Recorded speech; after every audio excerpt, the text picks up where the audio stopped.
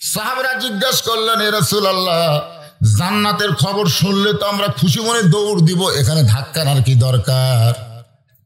আল্লাহ রাসূল বললেন, প্রত্যেকটা জান্নাতি বান্দাদেরকে জান্নাতে বরণ করার জন্য আল্লাহ ৭০,০০০ দরজা নির্মাণ করবে। সুবহানাল্লাহ। কত হাজার? মূল জান্নাতে যাওয়ার আগে ৭০,০০০ জান্নাত প্রবেশ করার দরজা। যেরকম প্রধানমন্ত্রী যদি নাটোর আসে, আপনি কি করেন? নাটোর খালি একটা গেট বানায়, ওই সিরাজগঞ্জ রোড থেকে বনপাড়া হয়ে এদিকে বগুড়া দিয়ে গেট বানাবে। অথচ প্রধানমন্ত্রী রাস্তা দিয়ে আসবেই না, কারণ প্রধানমন্ত্রী জানে ভাঙ্গা রাস্তা গেলে মাজা থাকবি না। জোরে কোন কথা ঠিক ছিল? আসলে প্রত্যেকটা গেটে লেখা আছে প্রধানমন্ত্রীর আগমন শুভেচ্ছা, প্রধানমন্ত্রী ঠেকা। বগুড়া থেকে প্রধানমন্ত্রী যদি যত দামি জিবে বা যত দামি কারে চল মাইকে চলে যদি নাটোর আসবার চায়, মাজা থাকবি। অথচ গেট বানাতো স্যার। প্রধানমন্ত্রী কি গেট দিয়ে আসবে না ওপর দিয়ে আসবে? তারপরে এত গেট নির্মাণ করার খবর যখন প্রধানমন্ত্রীর কাছে যাবে, প্রধানমন্ত্রী গেটের নিচ দিয়ে না আসলেও তার মনটা বড় খুশিতে বাগ হয়ে যাবে, আমাকে ভালোবাসার কারণে গেট বানাইছে। জনগণ যেমন প্রধানমন্ত্রীকে ভালোবেসে শত শত গেট বানায়, আমার আল্লাহ জান্নাতি বান্দা বান্দিদের ভালোবেসে ৭০,০০০ দরজা বানাবে। আরে খুশি হয়ে সুবহানাল্লাহ কোন? তো এখন প্রথম দরজা যে বুঝছেন, জান্নাতের মনে করবে এটাই দরজা, এটাই জান্নাত। জান্নাতের মনে করবে এটাই জান্নাত, লেটাস করে বসে যাবে। ফেরেশতারা বলতেছে ওটা, না না না, জান্নাত পাইছি, কিসের ওটা ওটি। ফেরেশতা বলতেছে আপনি কি পাগল হলেন? এটা জান্নাত না তো, এটা কেবল প্রথম গেট। আপনাকে জান্নাতে সাদর সম্ভাষণ জানার জন্য প্রথম গেট বানাইছে। ওঠেন, উঠপার চাবে না, জোর করে তুলবে। আর এক গেটে এসে যেই বসবে, তখন ফেরেশতাকে আল্লাহ বড় বিপদে পড়লাম। এভাবে যদি প্রত্যেক দরজায় একবার করে বসে ৭০,০০০ বার বসবে, এরকম জান্নাতে কেমনে নিয়ে যাবো? আল্লাহ কয় যখনই বসবার চাবে তখনই মারবো ধাক্কা। ধাক্কায় ধাক্কায় জান্নাতের দরজায় নিয়ে যাবে। সুবহানাল্লাহ বলেন। জান্নাতের দরজায় যাওয়ার সঙ্গে সঙ্গে আল্লাহ বলবেন, সালামুন আলাইকুম তিবতুম ফাদখুলুহা খালিদিন। আমার পক্ষ থেকে তোমাদেরকে সালাম। সুবহানাল্লাহ কর না কেন? কে সালাম দিবে? আল্লাহ। আল্লাহ আমাকে সালাম দিবে। সুবহানাল্লাহ কর না? জান্নাতের দরজা খুলে দিবে আর বলবে ফাদখুলুহা খালিদিন, একবার প্রবেশ করো আর কোনোদিন বের হওয়া লাগবে না। আল্লাহ এই কথা বলার পেছনে কারণ হলো, আমাদের মধ্যে কিছু তিড়া জান্নাতে আছে না নাই? তিড়া জান্নাতে বলছেন না? জান্নাতের দরজা যে বলবে আল্লাহ আমরা জানি এর আগে আমাদের বাবা আদমকেও আপনি জান্নাতে ঢুকেছিলেন, ঢুকে আবার জান্নাত থেকে বের করে দিয়েছেন, আমাদেরকেও জান্নাতে ঢুকে আবার বের করবেন নাকি? এই জন্য আল্লাহ বলতেছেন ফাদখুলুহা খালিদিন, একবার ঢুকলে তোমাদেরকে আর বের হওয়া লাগবে না। সুবহানাল্লাহ। বান্দার বলবে তাহলে আমাদের বাবা আদমকে, আমাদের মা হাওয়াকে জান্নাতে রাখার পরে কেন বের করে দিলেন? দেখেন সন্তানের বাপের উপরে দয়া আছে না নাই? এই যেরকম আছে না নাই? এই দয়ার চোটে আমরা বলবো আল্লাহ তাহলে আমাদের বাবা আদমকে আপনি জান্নাত থেকে বের করে দিলেন কেন? আল্লাহ বলবেন তোমাদের বাবা আদম জান্নাতে প্রবেশ করেছিল ইবাদত ছাড়া, কোনো ইবাদত করে নাই, ইবাদত ছাড়া জান্নাতে প্রবেশ করলো। আমি আল্লাহ তাকে জান্নাতে একটা ইবাদত দিলাম, সেই ইবাদত হলো ওয়ালা তাকরাবা হাযিহিশ শাজারা ফাতাকুনা মিনাজ জালিমিন। ইবাদত মানে হলো আল্লাহর হুকুম। যেরকম ইবাদত মানে কি? তোমাকে রক্ত আমি 5 ওয়াক্ত নামাজ দিছি, এতে ফজরের নামাজ কেটে কি জাতা কথা নাকি? ইমাম গাজ্জালি বলেছেন শীতের রাত্রে ওযু করে ফজরের নামাজ পড়া বদর যুদ্ধের শামিল। জোরে কোন সুবহানাল্লাহ। এটা কি জাতা কথা মনে করছেন? এই শীতের রাত্রে ঠান্ডা পানি দিয়ে ওযু করে ফজর নামাজ পড়বি কে বলবে? এক পাগলা ছাড়া। কার পাগল? কথা কয় না, কার পাগল?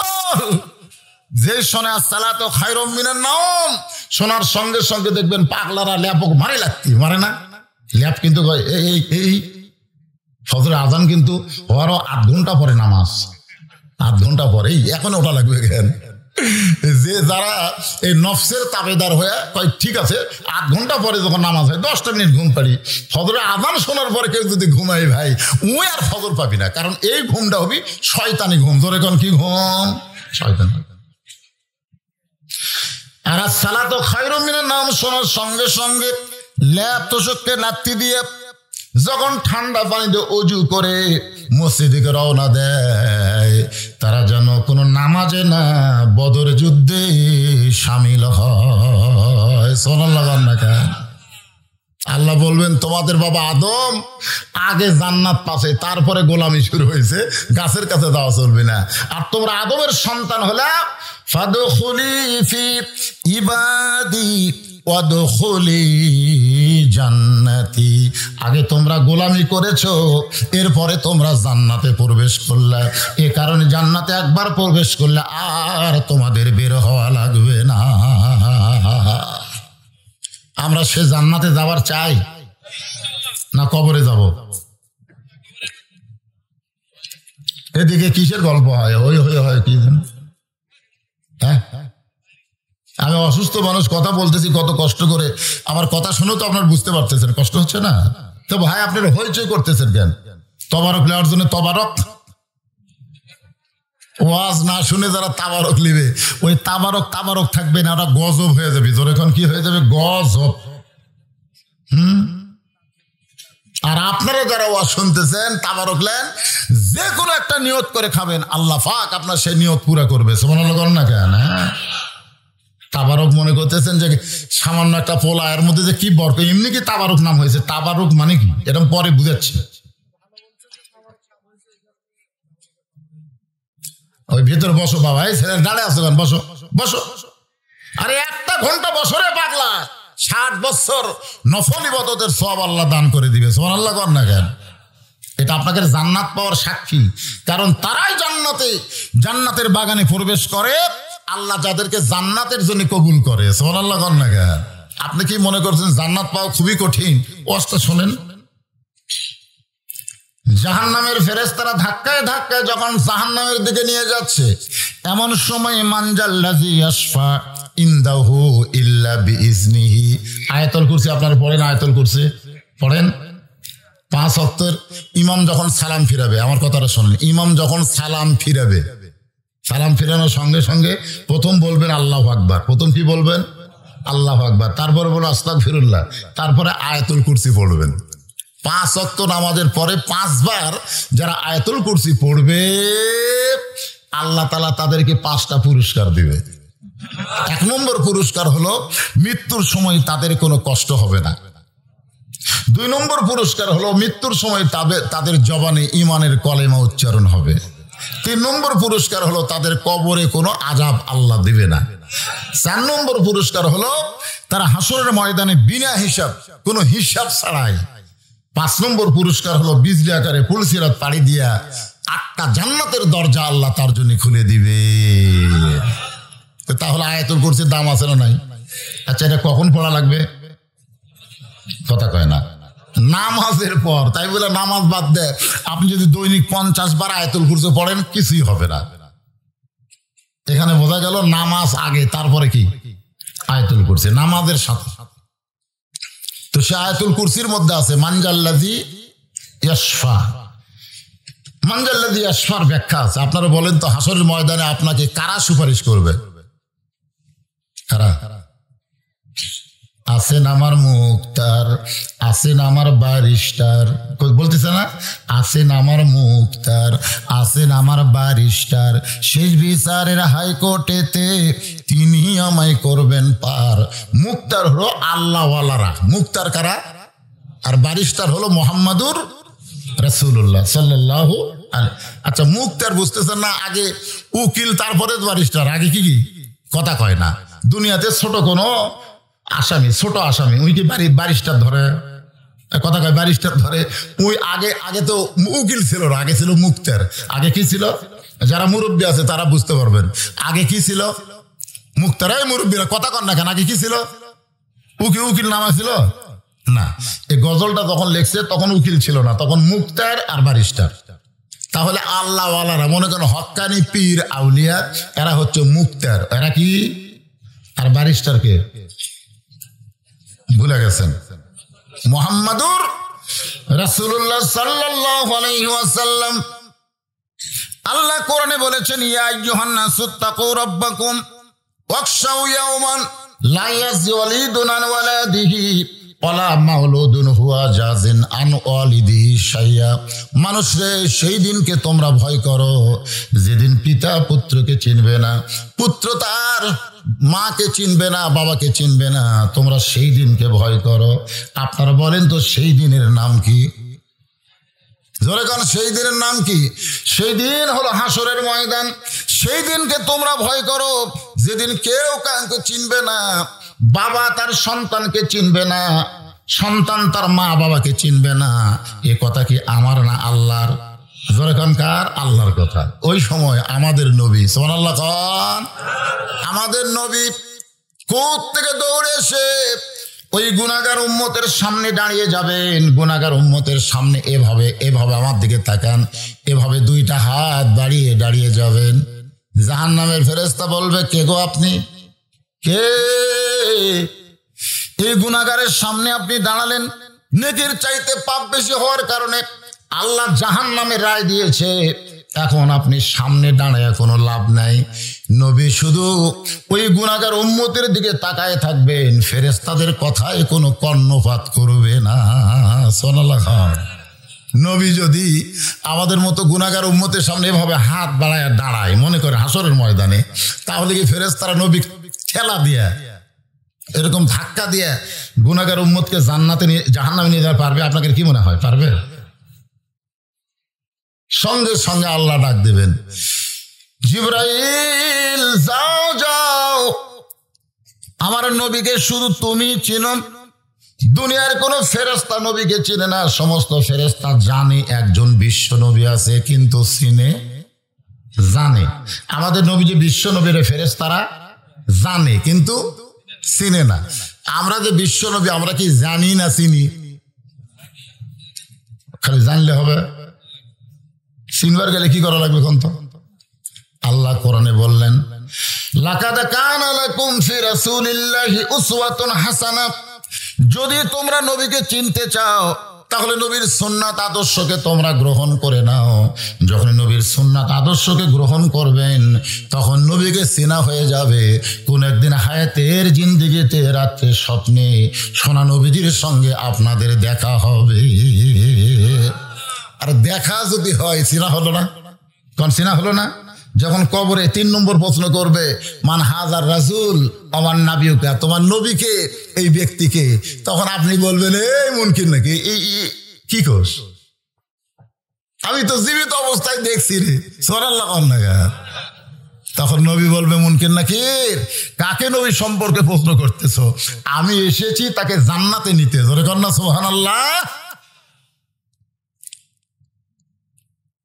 গুনাহগার উম্মতের দিকে নবী তাকায় আছে। ফেরেশতা জিবরাইল এসে বলতেছে, আসসালামু আলাইকা ইয়া রাসূলুল্লাহ।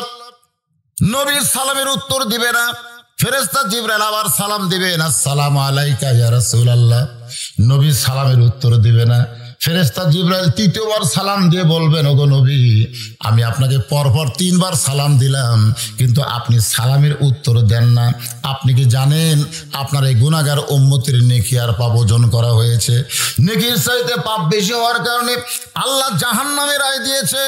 আপনি সামনে দাঁড়ায় কি করবেন? সঙ্গে সঙ্গে জিবরাইল বলে, রে জিবরাইল, তুমি শুধু আমারে সালাম দাও, কিন্তু সালাম দেওয়ার নিয়ম তোমার জানা নাই। ফেরেশতা জিবরাইল বলল, ইয়া রাসূলুল্লাহ, 24,000 বার আপনাকে সালাম দিয়েছি, আপনি কোনোদিন সালামের ভুল ধরলেন না। আজকে আপনার গুনাহগার উম্মতের সামনে কি ভুল হইল? আল্লাহ নবী বলতেছে, সালামের 1 বচন হলো কা, 2 বচন হলো কুমা, 3 বচন হলো কুম। তুমি আমার আসসালামু আলাইকা বললা, কিন্তু আমার গুনাহগার উম্মতকে কেন বাদ দিলা? জিবরাইল বলে, হুজুর, এর সালাম দিয়ে কোনো লাভ নাই, কারণ নেকির চাইতে পাপ বেশি হওয়ার কারণে আল্লাহ জাহান্নামের রায় দিয়েছে। তাকে সালাম দিয়ে কি হবে? আল্লাহ নবী বললেন, জিবরাইল, তোমার আল্লাহ বাদ দিবার পারে জান্নাত থেকে, তুমিও বাদ দিবার পারো, কিন্তু আমার গুনাহগার উম্মতকে আমি কোনো সময় বাদ দিবার পারবো না। সুবহানাল্লাহ, জোরে কর। হ্যাঁ, তো ফেরেশতা জিবরাইল বলতেছে, হুজুর তাহলে আপনি কি করবেন? আল্লাহ রাসূল বলতেছে, আল্লাহ হাকিম হয়ে আমার উম্মতকে আসামি বানায় বিচার করেছে, আমি ব্যারিস্টার সে জায়গায় থাকতে পারলাম না। এই বিচার আল্লাহ করতে পারে, কিন্তু আমি নবী, আমি মানি না। আমি আল্লাহর দরবারে আমার এই উম্মতকে নিয়ে আবার আপিল করলাম। সুবহানাল্লাহ। কি করছে? আপিল। আমরা সেই নবী পাইছি ভাই। নবী আপিল করে গুনাহগার উম্মতকে নিয়ে যাবেন। আল্লাহ নেকি আর পাপ ওজন করে, নেকির চাইতে পাপ বেশি। আল্লাহ বলবেন, হাবিব দেখেন তো আপিল করে কি হলো? এই যে নেকির চাইতে পাপ যে বেশি, সঙ্গে সঙ্গে নবী এই যে জামা দেখতেছেন, এই জামার ডান পকেট থেকে কি যেন বের করে নেকির পাল্লায় দিবে, সঙ্গে সঙ্গে আল্লাহ নেকির পাল্লার ওজন বাড়ায়া দিবে। আল্লাহ বলে, হাবিব আপনি কি দিলেন? নবী কয়, আপনি সবই জানেন, আমি কি দিলাম আপনি জানেন না? আপনার ইবাদতের নেকির চাইতে পাপ বেশি হয়েছে, কিন্তু আমার দরুদের মহব্বতের নেকি, যেটা আমার কাছে রওজা মুবারকে জমা আছে, যে প্রতিদিন আমার প্রতি দরুদ পড়তো, সালাম দিত, সেই নেকি যে ফেরেশতা আমার কাছে জমা দিত, সেই নেকিটা নেকির পাল্লায় দিলাম। আল্লাহ বলে, হাবিব আমার যদি ইবাদতের একটা নেকিও না থাকতো, আর আপনার মহব্বতের দরুদের নেকি যদি থাকে, সেই নেকির উসিলায় আপনার উম্মতকে, আমার বান্দাকে আমি জান্নাত দিয়ে দিলাম। জোরে কর না সুবহানাল্লাহ। তাহলে সেই নবীর প্রতি দরুদ পড়তে আমাদের কোনো আপত্তি আছে ভাইজান? যখনই দরুদ পড়বো জোরে আসতে, হ্যাঁ, সাল্লাল্লাহু আলাইহি ওয়াসাল্লাম। আসেন আমরা কবরস্থানকে সামনে নিয়ে আবার মা বোনদের জন্য বলবো, মা আপনারা এত রাত ধরে এ ভাই ওটা বসা করবেন না, ওটা বসা করলে আমি মোনাজাত করে দেব। আপনারা কি মোনাজাত এখনই চাচ্ছেন? ওটা বসা করতেছেন কেন? পেশাব আপনারা রাত 9টার সময় শুলে রাত্রে কয়বার পেশাব করেন? আপনারা যে রাত 9টা 10টার সময় বিছানায় ঘুমান না, এই ঘুমায় গেলে কয়বার রাত্রে পেশাব করেন? কয়বার? একবারও করেন না। তাহলে বোঝা গেল আপনাদের কাছে কোরআনের চাইতে ঘুমের দাম বেশি। ঘুম আসলে পেশাব করেন না, চেতন থাকলে করেন কেন? আপনারা কোন জায়গায় বসে আছেন জায়গাটা খেয়াল করেন। জান্নাতের বাগানে পেশাব লাগলেও যদি একটু কষ্ট করে পেশাবকে দমন করে আপনি বসাই থাকেন, এই কোরআনের উসিলায় পেশাব জাতীয় যত ব্যারাম আল্লাহ ভালো করে দিবে। আপনি বলেন তো, এই যে গোরস্থান, যে কবরস্থানের কথা লেখা আছে, এই গোরস্থানে সবচাইতে বেশি আযাব কার হবে? ভাই কথা কয় না। আল্লাহ রাসূল বলেছেন, কবরে ওই ব্যক্তির সবচাইতে বেশি আযাব হবে যে পেশাব থেকে পবিত্র হয় না, সবচাইতে বেশি আযাব হবে। তাহলে সেই পেশাবটা আমাকে কন্ট্রোল করার দরকার আছে না নাই? দরকার আছে না? ওই যে উঠে যাচ্ছেন, পেশাব করতেছেন, আসতেছেন, এমন পেশাব শুরু হবে যে ঢিলা কুলুপ দেওয়া আপনি থামাবার পারবেন না। পানি খরচ করার পরে যখন উযু করবার যাবেন, তখন দেখবেন আবার টপ টপ টপ টপ করে আসবে। কতগুলো লোকের আসে না? দরকার আসে কি? আমার কাছে বহু লোক বলছে, হুজুর এই যে পেশাব লাফালাফি করলাম, পানি খরচ করলাম, মনে করলাম আর নাই, উযু করবার যাই গেছি দেখি টুপ টুপ টুপ টুপ করে। তুই বেয়াদবি করছো।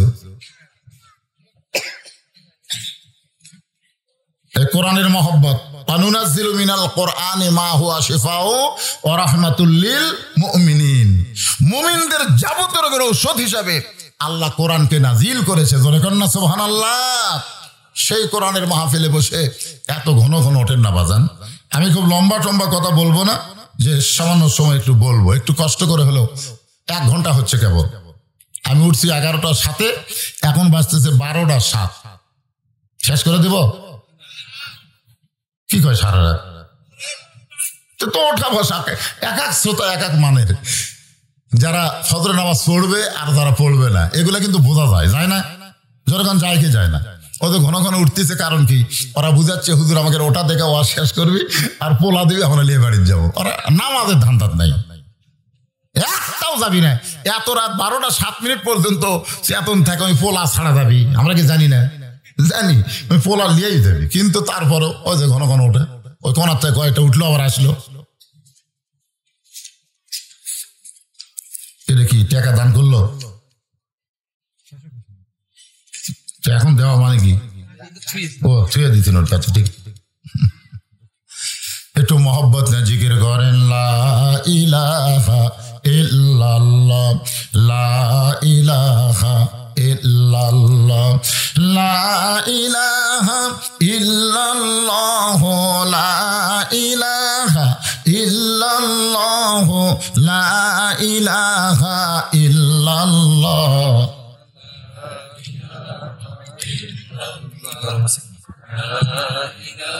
লা ইলাহা ইল্লাল্লাহ মুহাম্মাদুর রাসূলুল্লাহ সাল্লাল্লাহু। অসুস্থ মানুষ ওয়াজ করতেছে, আমলের ওয়াজ। জোরে কোন কিসের ওয়াজ? আমলের ওয়াজ। এখন যে ওয়াজটা করব আমার মা বোনদের জন্য বলতেছি, মা, মেয়েদের আমল বেশি না কম? এই কথা কর, মেয়েদের আমল বেশি না কম? খুবই কম, মাত্র 4টা আমল। ইমানের পরে মেয়েদের আমল কয়টা?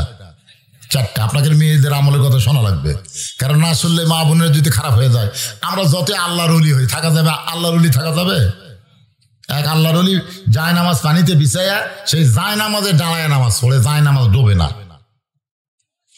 একদিন বইয়ের কাছে গল্প করতেছে, 40 বছর সাধনা করে আল্লাহ তাআলা আমাকে এমন ক্ষমতা দিয়েছে, এখন জায় নামাজ পানিতে বিছাইয়া নামাজ পড়ি, জায় নামাজ ডোবে না। বউ মুসকি মুসকি হাসে। স্বামী বলে, হাসিস কেন? বলে, এটা আমার বাম হাতের কামাই। স্বামী কয়, কি রে?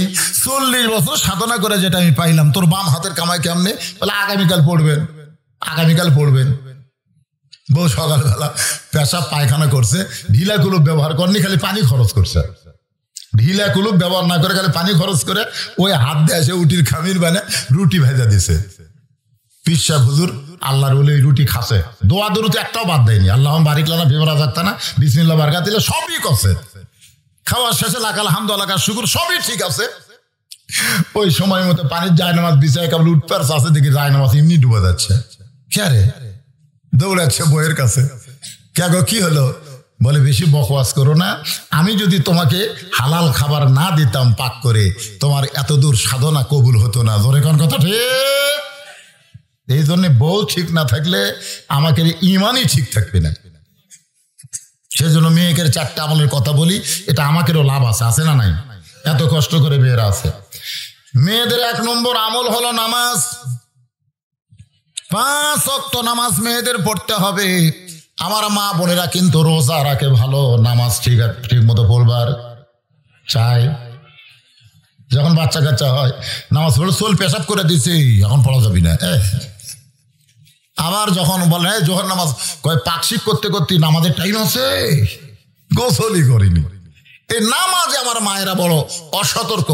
আমি মায়েদের বলবো, মা, 1 নম্বর হলো নামাজ, 2 নম্বর রমজান মাসে রোজা, রমজান মাসে রোজা, 3 নম্বর হলো স্বামীর কথা মতো চলা, আর 4 নম্বর হলো সতীত্বের হেফাজত, পর্দা করা। এই 4টি আমল যারা করবে, আমার মা বোনদের সম্পর্কে রাসূল বলেছেন 8টা জান্নাতের দরজা খুলে দেওয়া হবে। মা আয়েশা সে বলতেছে, হুজুর এই যে 4টা আমল আপনি মেয়েদের জন্য বললেন, আরে একটা আমল দিলে কি হতো? এত অল্প আমল মেয়েদের। আল্লাহ রাসূল বললেন, আয়েশা, আমল কি আমি দিছি? আমল দিছে কে? কথা কয়, আমল দিছে কে? আমি শুধু ঘোষণা করছি। আয়েশা বললেন, হুজুর আমি যে হজে যাব। আল্লাহ রাসূল বললেন, লা ইয়াকাল্লিফুল্লাহু নাফসান ইল্লা উসআহা। এটা কিন্তু আল্লাহ কোরআন শরীফে বলেছেন। জোরে গান সুবহানাল্লাহ। লা ইয়াকাল্লিফুল্লাহু নাফসান ইল্লা উসআহা। তুমি পারবা না এমন কিছু আল্লাহ তোমাকে চাপায়া দিবে না। মেয়েদের জন্য হজ করার কথা যদি থাকতো তা আল্লাহ আমাকে আগেই বলবার বলতো, কিন্তু না, হজের কথা তো বলেনি। খামাখা আয়েশা বলতেছে আমি যাবই যাব। আল্লাহ রাসূল রাগ করে বললেন, তোমার দায়িত্ব আমি নিবার পারবো না। যখন রাসূল বলতেছে তোমার দায়িত্ব নিবার পারবো না, এরপরে কি আর হজ করার নিয়ত করা দরকার আছে? এরপরে মা আয়েশা অল্প বয়স, বোঝেন না, 6 বছরে বিয়া আছে, 9 বছরে সংসার আইছে, 18 বছর বয়সে নবী বিদায় নিছে। তাহলে চিন্তা করে দেখেন, একের অল্প বয়সের বউ হলে যা হয়। আপনারা যা দুই বিয়ে করছেন, একটা বড় বউ আর একটা ছোট বউ, দেখবেন ছোট বউয়ের প্যাকনা বেশি, জোরে এখন কথা ঠিক কিনা? যারা দুটো আছে তারা বুঝতেছে, আরে একটা যারা কি বুঝবি, একটা বোঝ আর কি, তারা বোঝার মতন কোনো বুদ্ধি নেই, হয় জাহান্নাম না হয় জান্নাত, জোরে এখন কথা ঠিক? দুটা করলে বুঝবার পারবেন যে বউ কাক কয়। আমার মায়েরা আবার মনে করেন না যে হুজুর দুই বিয়ে করার কথা বলতেছে, তা না। আল্লাহ তাআলা কোরআন শরীফে যখন বিয়ের আয়াত নাজিল করলেন তখন বললেন দুইটা বিয়ে করো, তিনটা বিয়ে করো, চারটা বিয়ে করো, যদি না পারো তাহলে একটা নিয়েই ধৈর্য ধরো। আল্লাহ প্রথমে দুই বিয়ার কথা কইছে, কয়টার কথা কইছে? 2, 3, 4, না পারলে আমরা একটা নিয়েই থাকবো ইনশাআল্লাহ, জোরে কান ইনশাআল্লাহ। আসেন, এমন সময় আব্দুর রহমান বোনের কান্না থেকে সহ্য করতে পারলেন না, নবীর কাছে এসে বলতেছে, ইয়া রাসূলুল্লাহ, আমার বোন আয়েশা যখন হজ করতে যাবে আমি যদি দায়িত্ব নেই তাহলে কি হবে না? রাসূল বললেন, মুহরিম ব্যক্তি যদি দায়িত্ব নেয় তাহলে মেয়েরাও হজে যাবার পারবে। সুবহানাল্লাহ। আব্দুর রহমান মা আয়েশাকে নিয়ে হজে যাচ্ছেন, মসজিদে আয়েশা, যারা হজ করছেন তারা জানেন মসজিদে আয়েশা, ওই জায়গায় এসে মা আয়েশার মাসিক ব্যারাম শুরু হলো। মেয়েদের একটা ব্যারাম আছে, প্রতি মাসে 3 দিন 5 দিন 7 দিন, হয় কি হয় না, ধরে কেন হয় কি হয় না, ওই ব্যারাম শুরু হয়ে গেল। আয়েশা বলতেছে, ভাইজান আমার যে মাসিক শুরু হলো। আব্দুর রহমান বলতেছে, কয়দিন লাগবে? কমপক্ষে 5 দিন। বলে এই জন্যই তো তোকে সাথে নিবার চাইনি, এই জন্যই। এখন এই বোনে পাওয়ারা দিতে কয়দিন, ধরে কোন কয়দিন পরা এসে দেখে টাপ সব শেষ। জানে না তো নবী মুআল্লিম, নবী শিখাবে, তারা শিখবে, কিন্তু বোনের দায়িত্ব নিয়ে দেখেন, বোনের তো হলো না, নিজেরও হলো না। যাকে আমরা মেয়েদের আদর্শ বলি, খাতুনে জান্নাত ফাতেমা তো জোহরা, নবীর কাছে এসে বললেন, বাবা মেয়েদের জন্য যে 4টি আমল দিয়েছে বাবা, এর মধ্যে সবচাইতে গুরুত্বপূর্ণ আমল কোনটা? আল্লাহ রাসূল বললেন, মেয়েদের সবচাইতে গুরুত্বপূর্ণ আমলের নাম হলো পর্দা। জোরে কর না সুবহানাল্লাহ। নিজের মেয়েকে আল্লাহ নবী বলতেছেন মেয়েদের সবচাইতে গুরুত্বপূর্ণ আমল হলো পর্দা। দেখেন কেন বললেন? কারণ আল্লাহ কিন্তু আমাকে ধরবে আমার মেয়ের ব্যাপারে, আমাকে ধরবে আমার বইয়ের ব্যাপারে। যতক্ষণ আমার মেয়েটাকে বিবাহ দেই নাই ততক্ষণ পর্যন্ত আমার অধীনে মেয়েটাকে পর্দার শিক্ষা দেওয়ার দরকার আছে না নাই? আল্লাহ কোরআনে বললেন, ওয়াকরনা ফি বুয়ুতিকুন্না ওয়ালা তাবাররাজনা তাবাররুজাল জাহিলিয়াতিল উলা। মা ফাতেমা বললেন, বাবা তাহলে পর্দা কিভাবে করব? আল্লাহ রাসূল বললেন, আল্লাহ কোরআনে বলেছেন ঘরের মধ্যে থাকা লাগবে, ঘরের বাহির হওয়া যাবে না। কোনো প্রয়োজনে যদি ঘরের বাহির হও তাহলে হিজাব নিয়ে পর্দা নিয়ে বের হওয়া লাগবে। ওই জাহেলি যুগের মেয়েদের মতন রাস্তাঘাটে মেয়েদের ঘোরা চলবে না। সঙ্গে সঙ্গে ফাতেমা তার যে ওড়না ছিল ওই ওড়নাটা মাথার উপরে দিয়ে এভাবে চোখ মুখ ঢেকে বলতেছে, বাবা এভাবে কি থাকলে হবে? রাসূল বললেন, ফাতেমা আল্লাহ তোমাকে কবুল করে নিবে। সুবহানাল্লাহ। ফাতেমা কিন্তু হজ করেনি। এই মেয়ে মানুষেরা যারা হজ করবার চান, আমি বলবো মেয়েরা হজ না করে হজের থেকে একটা মাদ্রাসা দেন, একটা মসজিদ দেন, অনেক বেশি সওয়াব পাবেন। জোরে কোন কথা ঠিক? কিন্তু ওটি হজ করবার যে মরদ মানুষের ঘুরতে খাবেন, মরদ মানুষের কি খাবি? কথা কয় না। আরে আমি দেখছি যে, আমি তো না দেখা কথা বলতেছি না ভাই রে, না দেখা কথা বলতেছি। আমার এক বন্ধু বউ নিয়ে তাওয়াফ করতেছে। বউ নিয়ে কি করতেছে? তাওয়াফ বোঝেন যারা হজ করছেন, আপনি তো করছেন। তাওয়াফ মানে বউ আর হাত ধরে আছে, ওই ঘুরতেছে। হঠাৎ ভিড়ের ঠেলায় বউ আর হাত ছাড়া দিছে, যেই ছাড়া দিছে ওই এখন সামনে না যায় পিছন দিকে আসতেছে। আমি বললাম পিছন দিকে কেন? বউ হয়েছে পিছন দিকে ছাড়া পড়ছে হুজুর। আমরা তাওয়াফ তো সামনে ঘোরা লাগবে, পিছন দিকে যাওয়া চলবে না। কই বউ হেরে গেলে কিসের তাওয়াফ? শয়তানে পাথর মরুয়ার যায়, ওটিও বউ হেরাচ্ছে, খালি বউ হেরা যায়।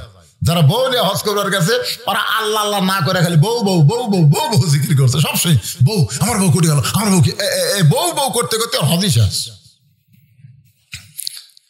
এই জন্য মেয়েদেরকে বলবো, এরকম একটা এতিমখানা মাদ্রাসায় টাকা দিয়ে দেন, এতিমখানা মাদ্রাসায় টাকা দিয়ে দেন। রবি ইবনে সুলাইমান হজ করতে যাবে, ওরা 10 জন, জোরে বলেন কয়জন? 10 জন বন্ধু হজে যাবে।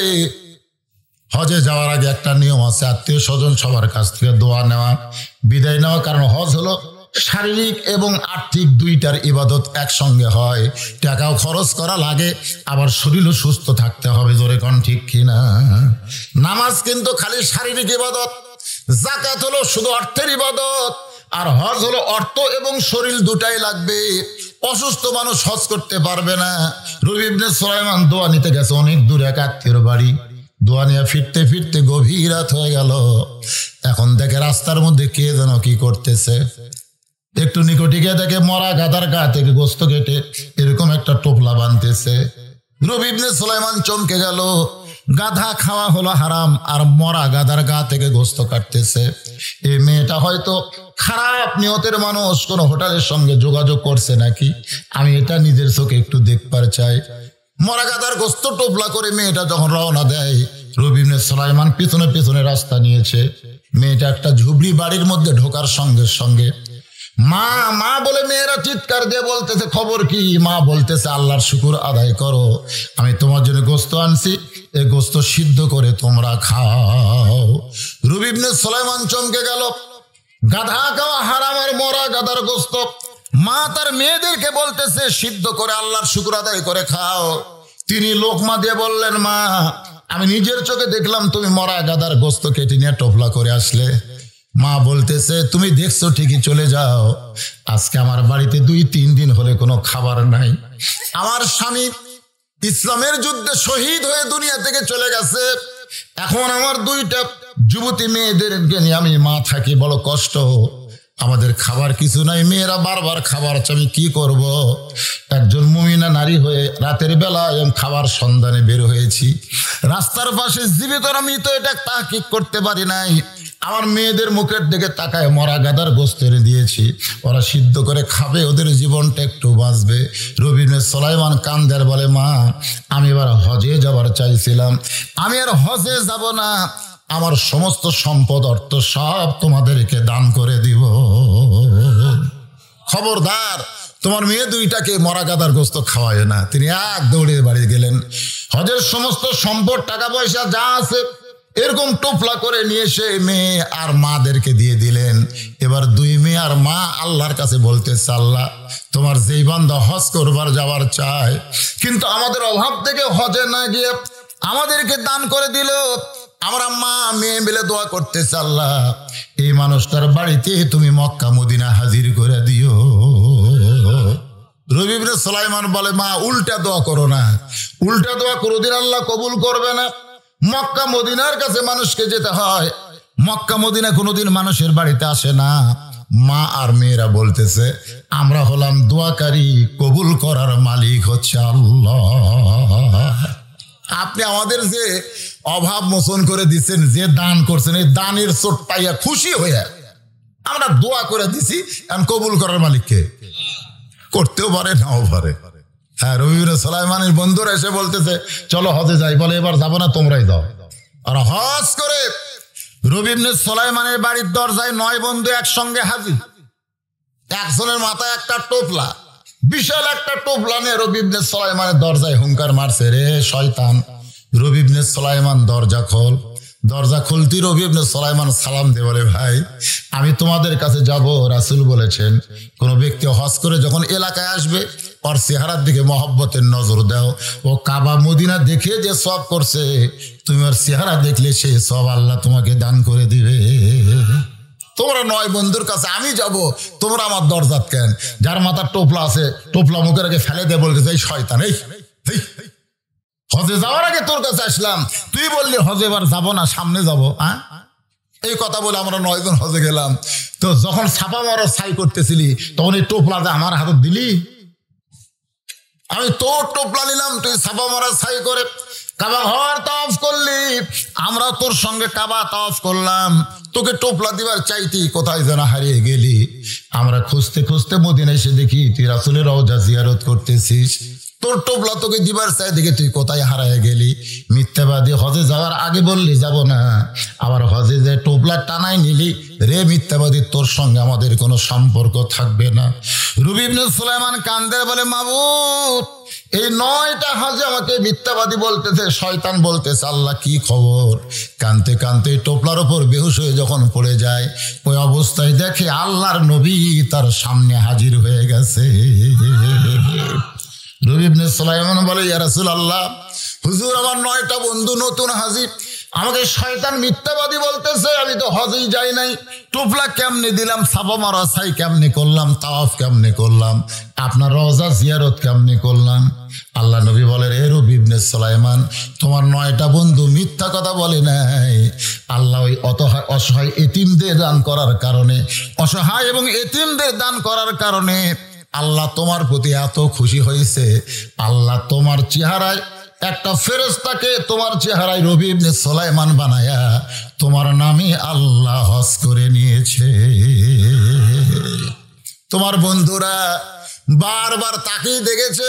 রবি ইবনে সুলাইমান বলে, ঠিক আছে আপনার কথা সত্য, কারণ রাসূল যা বলে মিথ্যা বলে না। কিন্তু হুজুর এই যে টোপলা ফেলে দিয়ে গেল, এটা কিসের টোপলা? এই টোপলা সম্পর্কে আমি জানতে চাই। সঙ্গে সঙ্গে নবী কোরআন থেকে একটা আয়াত করলেন, ওয়ামা তুনফিকু মিন শাইইন ফি সাবিলিল্লাহি ওয়াফা ইলাইকুম ওয়া আনতুম লা তুজলামুন। আল্লাহ রাসূল কোরআন থেকে আয়াত পড়লেন ওই টোপলার খবর। টোপলাটা আসলে কি? উনি যে অনাথ এতিমদেরকে দান করেছে তার 10 গুণ আল্লাহ তাআলা আবার তাকে দুনিয়াতেই পৌঁছায় দিয়েছে। জোরে করে সুবহানাল্লাহ। এখান থেকে আপনারা কি বুঝলেন? দান করলে কমে না বাড়ে? আজকে এখনো পর্যন্ত যারা দান করেননি, এরকম কোন লোক যদি থাকেন যে প্রধান বক্তা অসুস্থ মানুষ, তার হাতে আমরা দিব, যেরকম এখানে কিছু স্লিপ এসে গেছে, আপনাদের মধ্যে এমন কেউ আছে ভাই যে একটা 1000 টাকা দিবেন, আপনি আগামীকাল না পেলেও এক সপ্তাহের মধ্যে 10,000 টাকা বরকত আপনি পেয়ে যাবেন। হয়তো আপনি মনে করতেছেন টাকা না ফেলে আল্লাহ তাআলা আপনার সামনে একটা বিশাল বিপদ আছে। সাদকাতু তারুদ্দুল বালা, দান সদকা করলে আল্লাহ বালা মুসিবতকে দূর করে দেয়। এরকম কোন 10 জন আল্লাহর বান্দা এখানে আছেন যে একটা করে 1000 টাকা নগদ দিবেন এই মাদ্রাসায়, নবীর এতিম মাদ্রাসায়? কোন আল্লাহর বান্দা পারবেন একটা 1000 টাকা নগদ আল্লাহর রাস্তে দিবেন? আল্লাহর রাস্তে উঠে চলে যাওয়ার দরকার নেই, তবারক নিয়ে যাবেন। এই সময় ওটা মানে কি? আপনার কি মাদ্রাসার শত্রু? এই কথা মাদ্রাসার শত্রু? এর টাকা চালে যারা ওঠে বুঝবেন এরা মাদ্রাসার দুশ্মন। এরা কোনো সময় চায় না মাদ্রাসা থাক। তুমি উঠে যাও কিন্তু বসে থাকো, তুমি না দাও, তোমার টাকা ছাড়া মাদ্রাসা চলবে না। সবার টাকা আল্লাহ নেয় না, দিবার চালেও নেয় না, বুঝলেন না? এই জন্য মাস ওরা দেখ 100 টাকা আগে দিছে, পরে 900 টাকা দিছে, কিডনির পাথর হয়েছে, একটু দোয়া চাইছে। আরে মুরাদ গরিব মানুষ, খুব গরিব মানুষ। আরে আগে 100 টাকা দিছে, এখন আবার 900 টাকা দান করেছে, তার কিডনিতে পাথর হয়ে গেছে। সাদকাতু তারুদ্দুল বালা, দান সদকা করলে আল্লাহ বালা মুসিবত দূর করে দেয়। রাসূল বলেছেন। আমরা মুরাদের জন্য দোয়া করি, আল্লাহ এই দানের কারণে তাকে সাফায়ে কুল্লিয়া দান করুক। সকলে বলে আমিন, জোরে কান আল্লাহুম্মা আমিন। বাবা তো মারা গেছে, তাই না? এই তোর বাবার নাম কি ছিল? আব্দুল সাত্তার। এই মাদ্রাসার, আপনাদের মাদ্রাসার সুপার ছিল। দুনিয়া থেকে চির বিদায় নিয়ে গোরস্থানের কবরে চলে গেছে। তার সন্তান হাতের মধ্যে 2টা 1000 টাকা দিয়ে বলে, হুজুর দোয়া করেন, আল্লাহ দোয়া করি গভীর রাত্রে তার বাবার কবরকে জান্নাতের টুকরা কবুল করুক। জোরে কান আমিন। আল্লাহ তাকে জান্নাতের উচ্চ মাকাম দান করুক। জোরে বলে আল্লাহুম্মা আমিন। পরিবারের সকলের প্রতি আল্লাহ খাস রহমত নাজিল করুন। সকলে বলে আল্লাহুম্মা আমিন। ভাইজান কেউ থাকলে দেন, থাকলে দেন। হ্যাঁ, যারা দান করবেন একটু বলেন। যদি নগদ না পারেন বাকি লেখা দেন, কাগজ কলম নিয়ে বসে। হরদমান নাজমুল হোসেন 500 টাকা দান করছে। আল্লাহ তার দানকে কবুল করেন। আল্লাহ নেক নিয়ত নেক আশা পরাক। আল্লাহুম্মা আমিন। আমার মা বোনদের কাছে যাবেন, মা বোনেরা যদি দান করে, আমি আপনাদের কাছে ভাইজান, আমি আপনাদের কাছে, এই গোরস্থানে আপনাদের বাপ মা দাদা দাদি নাই? এই কথা কোন আছে না নাই?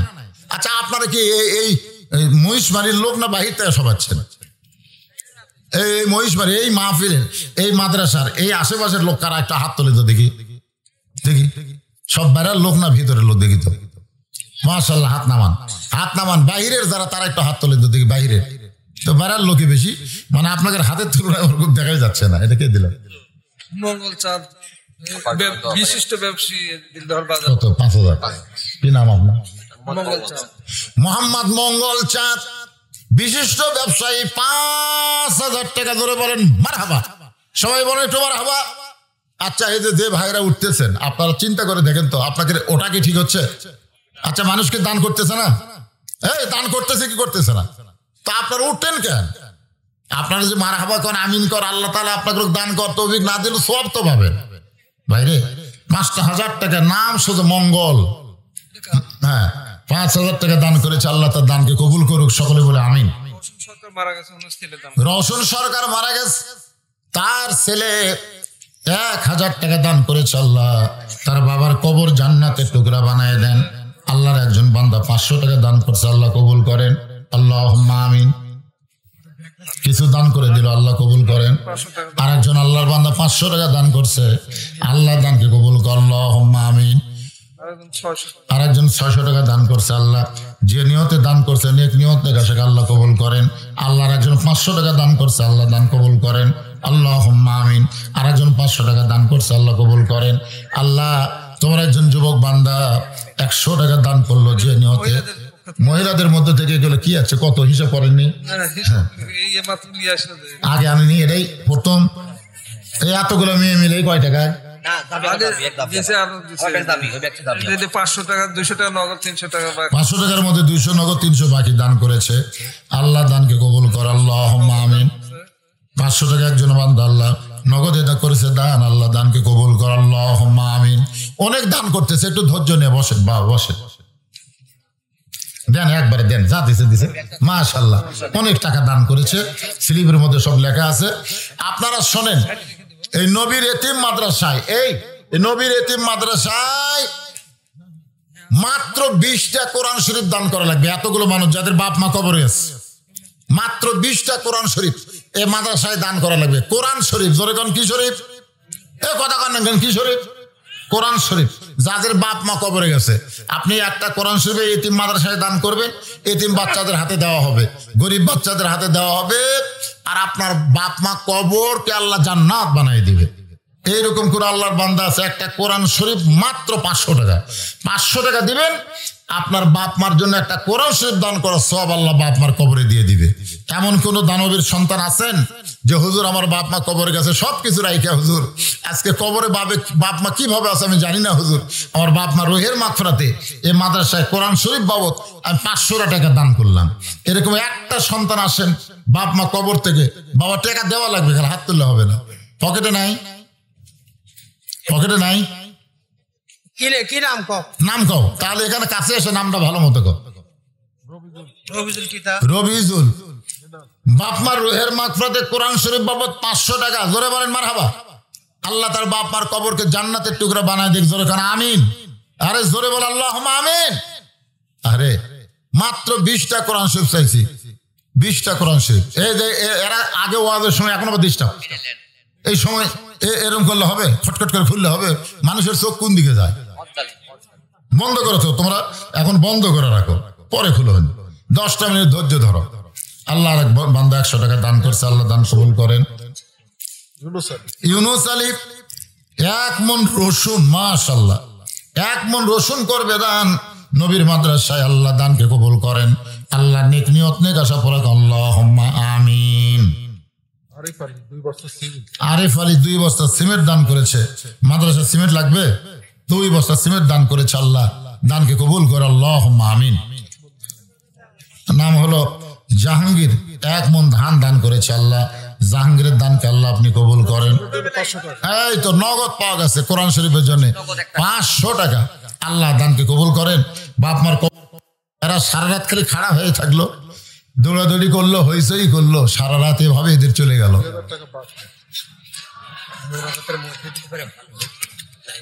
দেদার আলী 2000 টাকা বাকিতে দান করেছে, আল্লাহ তার দানকে কবুল করে, আল্লাহ। আচ্ছা, মাদ্রাসার সভাপতি, সেক্রেটারি, কেশিয়ার, এনারা সবাই দিছে? সবাই দিছে, মাশাআল্লাহ। আপনার জামাই একবার সুশি আপনারা দিছেন, মাশাআল্লাহ। আমার বেটার অসুখ ছিল তো, তাই 50 টাকা দিতে চাইছিলাম, ওই 50 টাকা দিয়ে দিলাম। সুস্থ, আল্লাহ এখন সুস্থ, আল্লাহ সুস্থ করে, আল্লাহ। বাপ মারা গেছে, বাবার কবর আল্লাহ জান্নাতের টুকরা বানান। সকলে হাত তুলে আল্লাহুম্মা আমিন। আল্লাহুম্মা আনতাস সালাম ওয়া মিনকাস সালাম, তাবারাকতা ইয়া যাল জালালি ওয়াল ইকরাম। আয় আল্লাহ তাআলা, গভীর রাত পর্যন্ত তোমার পাগল বান্দা বান্দিরা আরামের বাড়ি, আরামের ঘুমকে বাদ দিয়া কোরআন হাদিসের মোহাম্মত, কোরআন হাদিসের মহব্বত কলিজার মধ্যে নিয়া এই জান্নাতের বাগানে বসে বসে কোরআন হাদিসের আলোচনা শোনার শেষে আমি গুনাহগারের সঙ্গে রহমতের দরজায় ফকির হয়ে দোকানা হাত তুলেছি।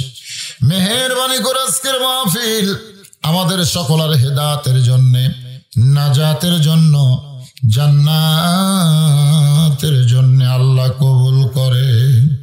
এই মাহফিলের শুরু থেকে শেষ পর্যন্ত যত আলোচনা হয়েছে, দোয়া দরুদ কোরআন তেলাওয়াত হয়েছে, আল্লাহ এর মধ্যে ত্রুটি হলে ভুল হলে মাফ করে দিও, এর জাহাদিয়া মঞ্জুর করো।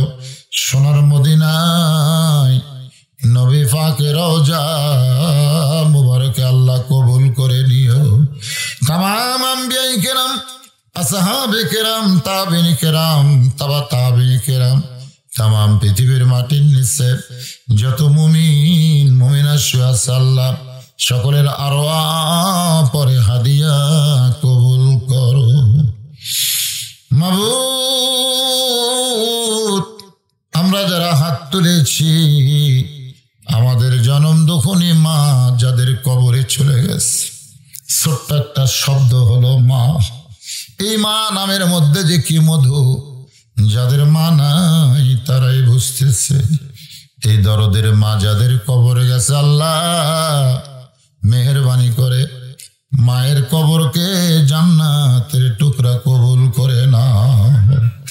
বাবার বাড়ি ঘর সবই আছে, আমি সহ আমরা যারা বাবা হারা ইতিম হয়ে হাত তুলেছি আল্লাহ মেহেরবানি করে বাবার কবরকে জান্নাতের টুকরা কবুল করো। আমাদের দাদা দাদি, নানা নানি, আত্মীয় স্বজন, শ্বশুর শাশুড়ি যাদের কবরে চলে গেছে আল্লাহ মেহেরবানি করে কবরবাসীদের মাফ করে দাও। আল্লাহ এই পৃথিবীতে আমরা দাদা দাদি তার বাপ পর্যন্ত দোয়া করতে পারি, কিন্তু এরপরেও তো অনেক মানুষ আমাদের আপনজন কবরে চলে গেছে যাদের জন্য দোয়া করবার কেউ নাই দুনিয়ায়। আমরা তাদের পক্ষ নিয়ে দোয়া করি আল্লাহ তাদের কবরকেও জান্নাতের টুকরা কবুল করে না। আল্লাহ এ মাদ্রাসাকে কবুল করো। এ গোরস্থানের পাশে মাদ্রাসা, এ গোরস্থানে যত মুর্দা শুয়ে আছে আল্লাহ সকলের কবরকে জান্নাতের টুকরা কবুল করে না। আল্লাহ মাদ্রাসার মহব্বতে নগদে বাকিতে আজকে যারা দান করেছে আল্লাহ ও মাবুদ সকলের দানগুলোকে জান্নাতের বিনিময় হিসাবে কবুল করে না। আল্লাহ এই মাদ্রাসার ম্যানেজিং কমিটির সভাপতি, মাদ্রাসার সহসভাপতি, মাদ্রাসার সেক্রেটারি, মাদ্রাসার কেশিয়ার, আল্লাহ মাদ্রাসার দাতার সদস্য, মাদ্রাসার মহতামে ওস্তাদ তালবে ইলম, আল্লাহ সকলকে তুমি কবুল করো। আল্লাহ আজকের মাহফিলের সম্মানিত সভাপতিকে আল্লাহ তুমি কবুল করো। আজকের মাহফিলের প্রধান অতিথি, বিশেষ অতিথিদের আল্লাহ তুমি কবুল করো। আলেম ওলামাদের কবুল করো, হাফেজকারীদের কবুল করো, হাজী সাহেবদের কবুল করো, মুরব্বীদের কবুল করো। আল্লাহ যুবকদের কবুল করো, কচি কাঁচাদের কবুল করো।